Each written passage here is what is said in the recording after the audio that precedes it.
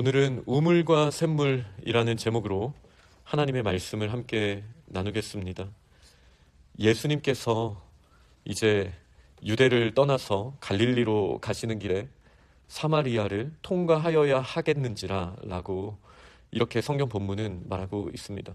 일반적으로 유대인들은 사마리아를 지나가지 않죠. 부정하다라고 생각했고 자기들은 정결하다고 생각했기 때문입니다. 정결과 부정이 만나면 항상 더러움이 이깁니다. 마음에 악독을 품고 있는 사람을 정결한 채로 만나면 우리의 마음도 악독해지거나 분노하거나 절망 가운데 빠집니다. 그렇게 유대인들은 사마리아를 지나갈 수 없었습니다. 제가 다시 정리해야겠네요. 사마리아인들의 마음이 악독하고 유대인들의 마음이 깨끗했다라는 뜻은 아닙니다. 그 가운데에도 조금 더 덜 더러운 사람이 있었겠죠. 마음이요. 제가 말씀드린 건 마음의 상태를 말한 것이 아니라 어떤 종교적인 혹은 영적으로 하나님께서 레위기에 주신 정결법에 따라 유대인들은 분명히 사마리아인이 부정하다라는 것을 알고 있었고, 그렇기 때문에 이 정결법에 따라서 사마리아를 지나가지 않은 것입니다. 그런데 예수님께서는 사마리아를 통과하여야 하겠다라고 지금 요한복음 앞부분에 이렇게 기록되어 있습니다. 왜죠? 예수님은 거룩하신 분이시기 때문입니다. 거룩은 부정을 만났을 때 거룩이 더러워지는 것이 아닙니다. 이것이 지금 현재 우리에게 거룩이 적용되는, 구원이 적용되는 우리의 모습을 볼 수 있겠습니다. 때로는 우리의 마음이 힘들어질 만한 상황들이 우리의 눈앞에 펼쳐질 때 오히려 우리는 그 부정한 이 세상에 악독하고 우리를 절망시킬 만한 그 상황들 가운데 하나님의 거룩하심을 드러내고 있는가? 여전히 우리는 그 냄새나고 힘들게 하는 이 세상의 흐름에 오히려 그냥 하얀 종이처럼 물들어가고 있는 건 아닌가? 이렇게 스스로를 돌아보면서 더 예수 그리스도께 뿌리를 내려야겠다라는 결단을 저희가 해봐야겠습니다. 예수님께서 이 사마리아를 통과하실 때 한 낮 12시 정도, 너무나 뜨거운 시간이었던 걸로 이 본문은 묘사하고 있습니다.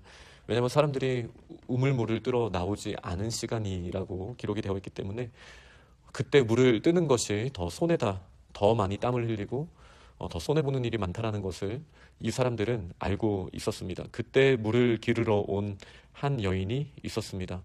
그 곳은 야곱의 우물이라고 말하고 있습니다. 저는 오늘 본문 제목을 우물과 샘물이라고 정했습니다. 이 야곱의 우물에 그녀가 12시 정오에 물을 기르러 온 이유는 다른 사람들과 만나고 싶지 않았기 때문입니다.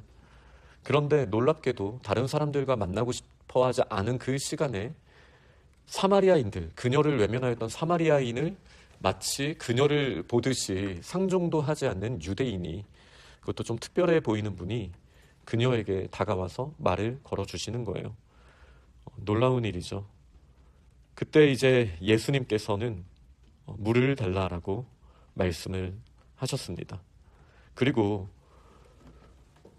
그 물에 대하여 예수님께서는 오히려 이 사마리아 여인에게 내가 누구인 줄 알았다라면 너는 구했을 것이다. 오히려 내가 너에게 물을 달라고 한 것처럼 너는 나에게 생수를 달라라고 구했을 것이다 라고 지금 예수님께서 말씀하시면서 예수님이 어떤 분이신지를 드러낸 것이 어제 본문의 내용입니다.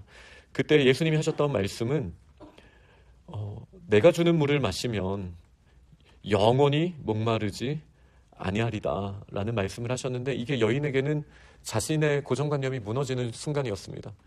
이 사마리아에 저희가 가보면 그 야곱의 우물이라는 것을 기념하는 교회가 아직도 있습니다. 그 깊은 곳에서 물을 떠다가 저도 한 입 마셨던 기억이 아직 나기는 합니다. 얼마나 자부심이 있겠습니까? 우리의 조상 야곱이 그때부터 하나님께서 공급하셨던 우물이 있다. 그리고 나는 지금 그 물을 마실 수 있다라는 자부심을 가지고 있는 그녀에게 물 한 잔 떠달라고 말씀하신 그분이 나에게는 샘물이 있고 이 물을 마시면 너는 다시는 목마르지 않을 것이다 라고 말씀하신 이 순간이 그녀가 여태까지 생각했던 모든 그 세계관과 부딪히고 그리고 해체되는 그런 상황이었다라고 저희가 볼 수 있죠. 야곱의 우물은 정말 값어치 있는 우물이죠. 이스라엘 사람들에게도 너무나 소중한 우물입니다.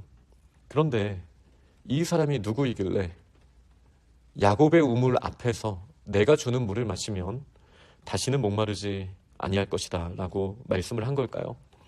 오늘 본문에 그녀는 먼저 예수님이 말씀해 주신 내용에 따라서 당장 자신의 상황을 돌아봤습니다.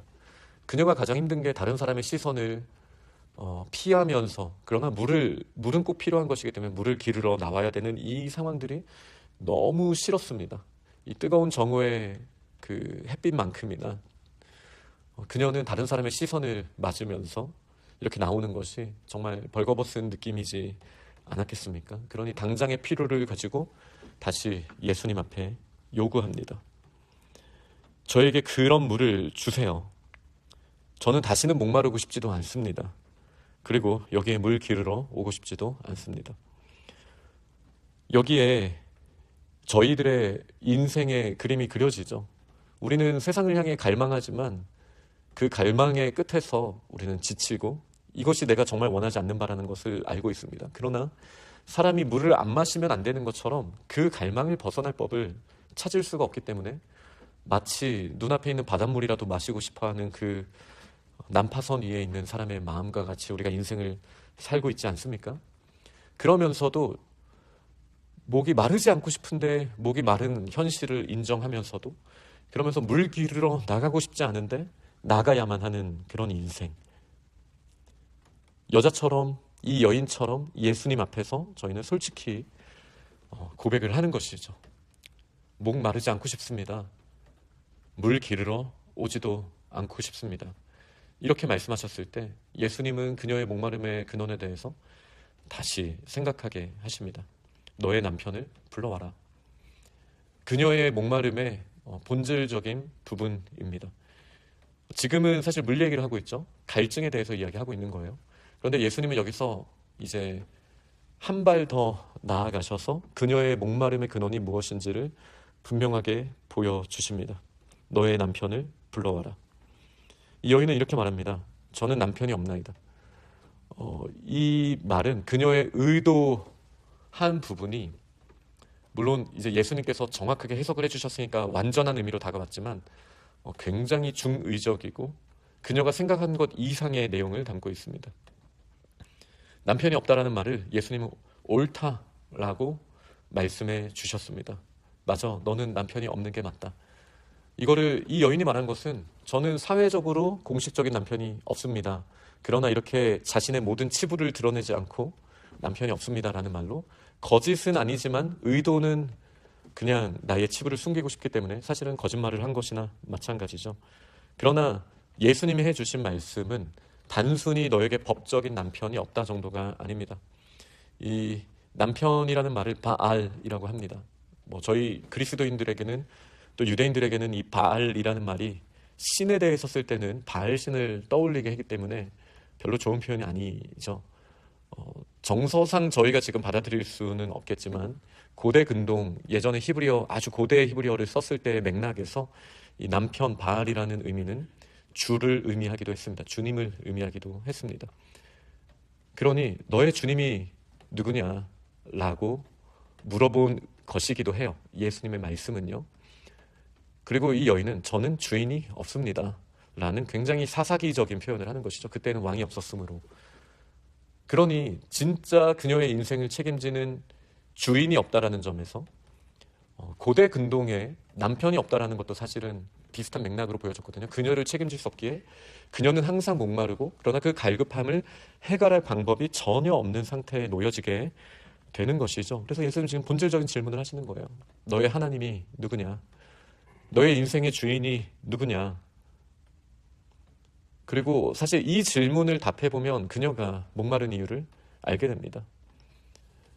우리의 아버지 하나님, 우리의 인생을 책임지시는 하나님이 주인이심을 우리가 알지 못한다면 우리는 항상 목마를 수밖에 없는 것이죠. 항상요. 아무리 물을 기르러 온다 할지라도 우리는 그게 고통이고 힘든 상황이 될 수밖에 없습니다. 또 마침 그녀의 상황도 남편 5이 있었고 지금 있는 자도 제 남편이 내 남편이 아니니 내 말이 참되도다. 이렇게 예수님이 말씀하신 이 맥락도 이 요한복음에서도 7이라는 숫자가 중요하게 나오지 않습니까?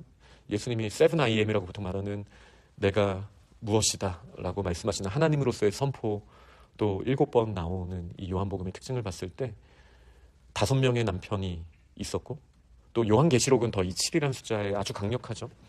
6번째 남편도 내 남편이 아니니 진짜 남편, 제7 남편이 하나님이심을 그녀는 지금 눈을 들어서 바라봐야 하는 상황인 것이죠.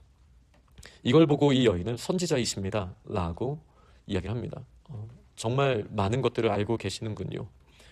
그러면서 오히려 이 여인이 선지자인 것처럼 내용의 주제가 한층 더 깊이 갑니다. 목마름에서 남편에서 예배로 나아갑니다. 왜냐하면 유대인들은 예루살렘에서 예배해야 한다라고 말하고 사마리아인들은 이 사마리아에서 이산에서 예배해야 한다라고 그렇게 이야기하고 있기 때문입니다. 그러나 예수님께서는 유대인의 우물도 아니고 예루살렘이라는 우물도 아니고 사마리아라는 우물도 아니다. 이게 한 발 더 나아간 말로는 사마리아라는 남편도 주인도 아니고 예루살렘이라는 주인도 아니다. 너희의 인생을 책임지고 너희가 주님으로 섬기고 예배해야 할 대상, 그분이 바로 눈앞에 계신 예수 그리스도이심을 드러내셨습니다. 26절에 보니까 내가 그라. 이 내가 그라라는 말은 정말 강력한 말이죠. 왜냐하면 그 누구도 알 수 없는 하나님의 진짜 이름, 유대인들은 모음을 지었기 때문에 사실 제대로 발음할 수 없습니다. 누구도 100% 이거다라고 말할 수는 없습니다. 보통 99%라고는 얘기하지만 100이라고 말할 수 있는 사람은 아무도 없는 그 이름. 일반적으로 잘못 읽는 이름은 여호와, 아마도 야훼일 가능성이 매우 많은 이 이름의 어원이 바로 I am입니다. I am who I am. 스스로 있는 자. 근데 예수님께서 I am이라고 지금 선포하셨습니다. 내가 바로 너의 목마름을 해결할 수 있는 너의 진짜 남편, 바로 진짜 바알, 남편이자 하나님, 바로 주, 여호와 하나님이시라고 지금 예수님께서 말씀하신 거예요. 말씀을 맺도록 하겠습니다. 우리는 이 여인처럼 실제적으로 물질적인 목마름, 사회적인 목마름, 관계적인 목마름 안에서 이 갈망에 대해서 내가 해결할 수 없는 이 갈망이 자꾸 일어나는 것에서 잘못됐다고 느끼지만 여전히 그 물을 뚫어 나가는 나의 모습에서 절망하기도 합니다. 마치 점점 부정해지는 깨끗하려 노력하는 부정한 존재와 같죠. 그러나 우리가 푸는 물이 그럴 때는 우물이라는 걸 알아야 됩니다. 사실 이 여인은 세계 최고의 우물을 가지고 있었죠. 야곱의 우물이요. 하나님께 인정받은 야곱의 우물이요. 이 정도면 다 가졌다라고 조상들은 다 그런 전통을 가지고 있었습니다. 그런데 우물은 고이면 썩는 거죠. 우물은 모아두는 물을 우물이라고 말합니다. 물을 담아두는 거예요. 누군가 그 정결법과 똑같은 겁니다. 깨끗한데 부정을 만나면 썩어버리는 거예요.